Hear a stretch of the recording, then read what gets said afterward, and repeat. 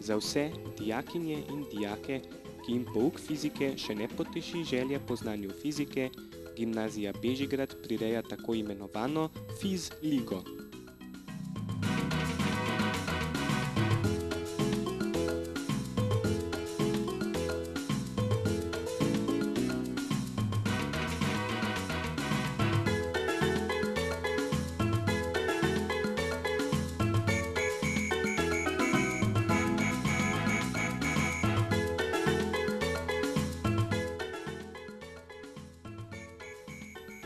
Do točk v Fizligi pridejo dijakinje in dijaki na 3 načine. Na fizikalnih tekmovanjih, s samostojnimi nalogami in referati in z odgovori na nagradna vprašanja.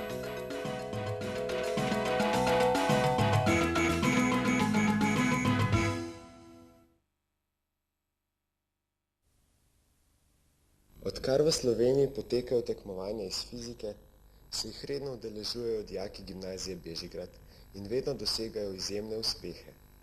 Zaslužni za njihove uspehe so vsi profesorji Gimnazije Bežigrad, še posebno pa profesor Ciril Dominko, pomočnik ravnatelja naše šole, ki tudi sam vzgaja in izobražuje mlade tekmovalce.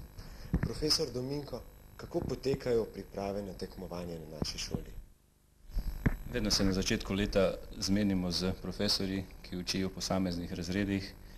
Zdaj za priprave na olimpijado prihajajo predvsem v poštev 4. letniki, tako da se obrnem na te profesorje in potem navadno zberemo dijake glede na rezultate, ki so jih že imeli v prejšnjih letih. Pa bi nam lahko povedali v kratkem, kako poteka tekmovanje od šolskega do olimpijade, ki ste jo omenili? Ja, takole je. Šolska tekmovanja navadno niso potrebna, ker na regijsko predtekmovanje lahko gredo vsi tekmovalci, ki se pač prijavijo. Regijsko tekmovanje je v Sloveniji razdeljeno na 8 regij in na vsako regijo pripada tolikšno število tekmovalcev, kolikšne so uspehe dosegali v zadnjih 4 letih. Recimo za Ljubljano tukaj pripada največ tekmovalcev. Komisije v posameznih regijah potem določijo tekmovalce, ki se udeležijo državnega tekmovanja. Na državnem tekmovanju je posebna skupina, skupina D, ki je namenjena za olimpijado in iz skupine D se 10 najboljših tekmovalcev uvrsti na izbirno tekmovanje za olimpijsko ekipo. Med temi 10 potem zberemo 5 tistih, ki zastopajo Slovenijo na olimpijadi. Kolikšen pa je delež dijakov Gimnazije Bežigrad v tej tekmovalni ekipi za fizikalno olimpijado? Ja, ta delež je kar precej velik. Že od leta 1992, ko se udeležujemo olimpijad kot samostojna država, je ta delež vedno nad 50%. V zadnjih 2 letih 80% ekipe sestavljajo naši dijaki. Sledi intervju z dobitnikom bronastega priznanja na fizikalni olimpijadi Gašperjem Tkačikom. Je bilo teh posebnih priprav samo za olimpijado precej malo. To je bil en teden, sicer posvečen samo temu. Pripravljali smo se na fakulteti za fiziko s profesorjem Dominkom in asistenti iz fizike. Drugače pa, kolikor se je vsak sam pripravljal, toliko je potem lahko tudi naredil, pa priprava najboljša, mislim, da je bil kar pouk na gimnaziji fizike. Kvaliteta pouka na gimnaziji dosti pove. Tudi, ko smo se potem kasneje na olimpijadi pogovarjali z drugimi tekmovalci, smo videli, da v bistvu nekateri so se morali tudi mogoče za slabšo uvrstitev sami dosti več truditi. Mi smo pa že dosti znanja prinesli sabo tja. To pa je skrinjica, v katero oddajamo odgovore na nagradna vprašanja.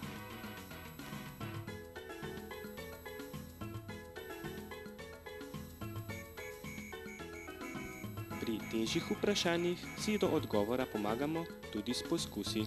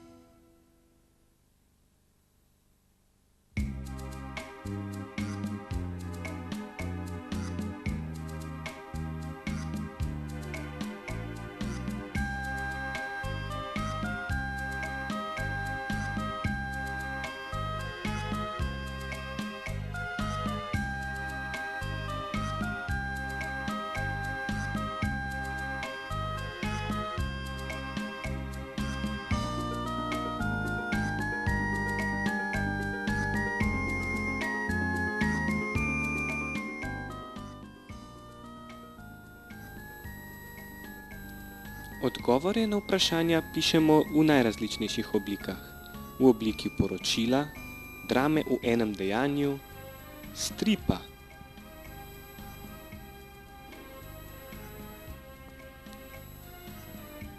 žive slike, časopisa, jih zložimo in vržemo v skrinjico. Preostalo delo prepustimo profesorjem.